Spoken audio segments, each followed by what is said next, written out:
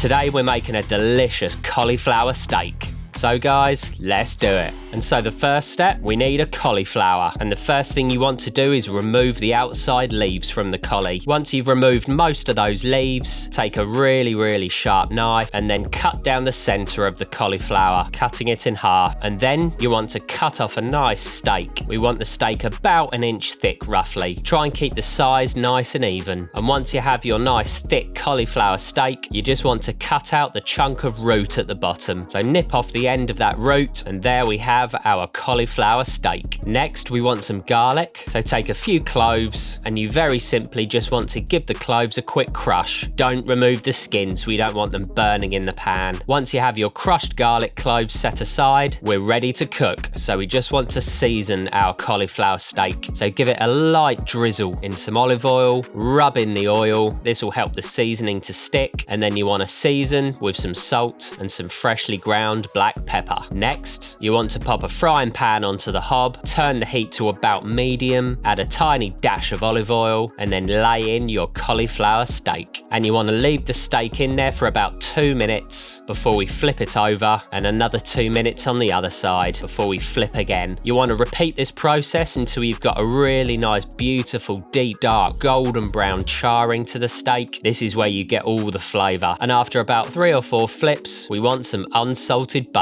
Chuck in a few knobs of the butter. Also throw in your garlic cloves. And then we want some rosemary and thyme. Chuck in your herbs, move the steak around in the butter, and then we want to test to see if our cauli steak is cooked. So with a sharp knife, you want to gently cut down into the cauli steak. We know it's ready when it's nice and soft, and the knife just cuts into it nicely and easily. We don't really want it to have any kind of hardness, but we don't want to overcook it so it turns to mush. So do keep an eye on it. So if you're ready, you can serve. If it still has any hardness to the steak, flip it another couple of times and then give it another test with the knife. And when it's nice and soft, we're going to want a lemon. So cut off a nice slice of your lemon and add a little splash. Take your cauli steak off the heat, pop it onto a plate, and all that's left to do is to get stuck in. So give this one a try, and I'll see you next time.